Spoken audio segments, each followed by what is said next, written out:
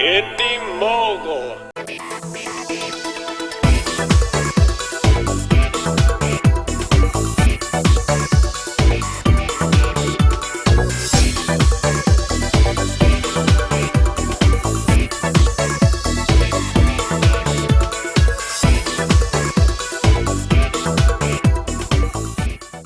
So Grace, first off, how are you? Hi, Tom. Good to be brought together by the marvels of technology. Exactly. It feels good to be here. So the first question I have for you today is now, before Beyond the Trailer, you had the review show, correct? Yes. So what gave you the idea to start something like this? Like, what was your inspiration for something like this? Oh, well, you know, it was kind of like, it was twofold. First off, I felt that I was reading a lot of reviews that were suspiciously all the same. You know, critics always seem to come to the exact same conclusions. You know, and it was more than just like they all went to the same press junket. So you like wanted a different opinion, not just like the same generic one. Yeah, you know, and like they would always take the same stance, you know, and they were very predictable and like, oh, if a popcorn movie was a waste of celluloid and all that stuff, you know, so I just was kind of like, you know, what criteria are they judging movies by? Because they're not judging it by the criteria that audiences do.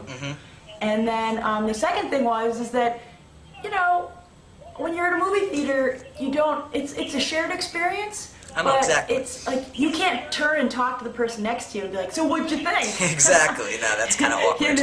You know, everyone would think you were weird. So I thought it would be fun to find out what other moviegoers think. You know, it's kind of like the idea behind a message board. Exactly. You know how, you know, like on Ain't It Cool, like for really, when 24 was popular, you know, they would have like a running message board and everyone would be like, oh yeah, I loved when that happened and that was so cool and that was fun to read. And so I wanted to do the same thing for movies. Well, I think a lot of people have been thanking you for bringing such, you know, honest opinions to the web. Thank you. Try to be very honest. So, with Beyond the Trailer, you do a fair share of interviews, yes? Yes, I do. Now, on occasion, there has to at least be one person that's kind of awkward to speak to. Is there any, like, one instance in particular where you kind of thought it was very awkward, and you tried your best to keep your composure? Oh, no. Well, there are always like the fun comments. I mean, the one that springs to mind is the very nice woman in the 2012 who told me that Mayan technology and predictions were correct and I should respect them. But you know, one of the main ideas behind Beyond the Trailer is that every opinion counts. So I would never stand there and say anything to her, you know, like, whoa, that's ridiculous. You know what I mean? You gotta remain respectable. I get it. Yeah, every opinion's valid. But the good thing is, though, is that, you know, we're not putting the camera in anyone's face. I don't run up and be like, what'd you think of the movie, and record it. No, they decide for themselves to go on your show. Yeah, so, you know, everyone's pretty open to talking, and, you know, and I think that, you know, people have to loosen up a little bit, but that's my job, you know, to get them to a point where they can say what they think about the movie. So now you also do interviews. I saw the other day that you did interviews with the stars in the Gruber, which I thought was very, very, very cool. So can you talk about like what that was like and how you actually got the chance to interview these people? Oh, sure. Well, luckily, you know, Beyond the Trailer is growing as a show. Indeed. And getting a wider audience and community, which is wonderful.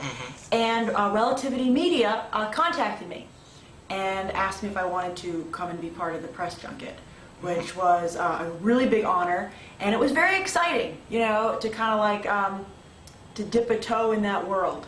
You know, you go to a hotel and they have everybody, you know, you check in and then you have to wait in line outside of rooms to interview the cast. But everybody was really nice. It wasn't. Yeah, one of they those seemed things very, where very nice to you, which I found was really surprising. What? Well, I'm just saying. No, I'm not saying that you're a bad person or anything like that. No way. Get her out of here. Who the hell's this? I'm just saying, like, you know, Val Kilmer, you know, he seems like a great actor, but for some reason I feel like if I were to go interview him, it wouldn't be the most pleasurable experience. But now I know that he's a nice guy, so that's Val Kilmer was really nice. I know, he was, seemed like, really so nice. Sincere. It was like I was really impressed. They were all so nice. You seemed fairly confident when you interviewed them, which I found, which was awesome. I know you had to be a little bit nervous, you know, because you're interviewing, you know, big stars. I was very nervous. So, like, were you extremely nervous? Like, can you describe your feelings, you know, as you were interviewing these people? Well, yeah. Well, I think that when I was interviewing them, it was like, you know, do a good job. You know, my job there was to, you know, not only get a good interview, but to create something interesting for the Beyond the Trailer community to watch. You know, I think that was my biggest fear going in, that it would just be like every other interview. Because, you know, there were like just like tons of other reporters there. Oh, I bet. And, you know, and you see this footage, you know, on like the news, and I didn't want it to be just like, and I hope it's not. I hope somebody below is like, what are you talking about? It's not lame. It's not lame. It is not lame. I assure you. Thank you. You know, but that was I wanted the Beyond the Trailer. I wanted my interview to stand out.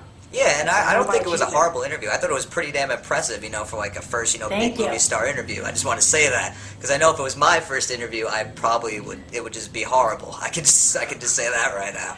So that was very respectable. You never know. It's go time when you get in there. Oh yeah, you can't mess around. You gotta bring it. You gotta bring it. So now, since I think you said you really enjoyed MacGruber, and I really loved it too. Yes, right? I did not expect to like it at all, and I was laughing my ass off during this movie. I want to give MacGruber a big hug because, as you know, I'll mention on Movie Math, and I'm sure a lot of people have seen already, it didn't do very well this weekend. Yeah, I got like $4 million. Not exactly the best take. Number 6. So now there's been a lot of movies that have come out this year. Some good, some bad, obviously. So what is your favorite movie of the year, and what is your least favorite movie of the year so far? I guess we're at that halfway mark, pretty much. Or Yes. We're getting there. Yes, that's why I'm asking the question. I planned ahead. I got this. Good question, Tom. Yes. My favorite movie of the year. I think that I would have to put How to Train Your Dragon up there. Mm-hmm. That was an awesome Alice movie. in Wonderland. Mm-hmm. You know, I think it's the year of IMAX 3D movies. Yeah, I saw Iron Man 2 in IMAX, and that was awesome. Me too. That was a lot of money. Yeah. But I loved it. That was good stuff. I enjoyed it. It's $20 for Shrek 4 in IMAX 3D. Oh, that's ridiculous. I heard like they like jumped like at least $10 this weekend. Yeah, or something like every week they're like, 25 cents more, 25 cents more. Yeah, and now for regular ticket prices, they jumped up to like $3 more just to get into like a regular movie. It's ridiculous. Yeah. So you never answered the Dangerous game, question. Hollywood. They're playing chicken with us. Exactly. So you named your, you know, favorite movies of the year. Like, what are the movies you absolutely hated, loathed, wanted to like just destroy that movie? Oh, I hate a movie. Yes. Okay. I have to admit that Furry Vengeance was weak. Yeah, I don't think that looked too good. I wanted it not to be. Mm-hmm. Oh, Harry Brown, while a well-made movie, really annoyed the hell out of me with its female character. I wrote about that on Facebook. Mm-hmm. It was just, Emily Mortimer played the dumbest female police detective known to man. And she was dangerously stupid. She got people killed. Whoa, dangerously stupid. Yeah, that doesn't help. It doesn't help women characters. You know, in the 1940s, women actresses like, you know, Joan Crawford and Bette Davis were major characters, and they yeah. Now I the feel movies. like women, they're portrayed as like really weak now, and they used to be so strong and confident back then. It's like, what happened? One of the biggest insults in Harry Brown between like the thugs was like, "You're like, are you a woman? Are you a woman? Should I treat you like a woman?" And I'm just like, what? That's why it was nice to see Kick-Ass. You know, that was nice about Kick-Ass. I thought Hit Girl. Yeah, I like that. You know, they made a girl like the most badass character in that movie, and she was just awesome in Kick-Ass. And she pulled it off. You know, I'm very excited to see Angelina Jolie in Salt. You know, I mean, Angelina Jolie mugs a little bit for camera. Oh yeah, of course she does. Yeah, you know, that's kind of her thing. What's her thing? But you know, I don't think all female heroes should do that. I want to see the Harrison Ford or Bruce Willis female heroes who are like, oh my god, this is horrible, but I have to succeed. I think that could definitely happen. I can't see how a woman can't be a cool action hero. I've seen it before. Yeah, Ripley. I thought that Reese Witherspoon did a very nice job in Monsters vs. Aliens. Mm-hmm. You know. All right, so that was a nice answer to my question. All right, so we're moving on now. So you've done many a BTT episode, and which one do you think was the most fun to shoot, and why? Oh, Oh, I caught you off guard. Nice. You know, I've never come off a BTT shoot, you know, and not had a good time. Yeah, I know that. I'm just saying, which one did you enjoy the You know, one of the most? most fun things we did was shoot the summer promo. Yeah, You know, that one opening I to liked. Iron That Man was 2, good. where it was like the summer moviegoer. Yeah, a lot of people seem to respond to that one. Well, you know, it's always scary when you're making those, you know, because I came up with the idea. I wanted Jacob Olsen, who was the summer moviegoer, was in a lot of summer movie sketches last summer. And I like to play around in the summer because it's, you know, the big movies. So I have a couple more planned. So I had that idea for what I wanted to do, but you know, I always worry. You know, it comes from like when I was doing sketch and improv comedy here in New York. You know, you have a really funny idea, but humor is different from person to person, so you don't want it to be lame. Yeah, definitely. So I was glad that everyone really liked that, thought it was funny. Yeah, I definitely think when you do skits, they're very funny. You should do those more often, Thank even you. though it's probably a lot of work. I assure Thank you, you. probably. Well, yeah, because I edit the show myself, I do all that Oh, I myself, know that. so- You put so much work into the show, and I definitely respect you for that. It takes a lot thanks. of work to put out all I know those you episodes. put a lot into yours too, Tom. Yes, thank you for that. Let's see. Now, you've, you know, gotten quite popular on the Facebook realm, and probably also in real life. Has anyone ever come up to you on the street and recognized you from YouTube?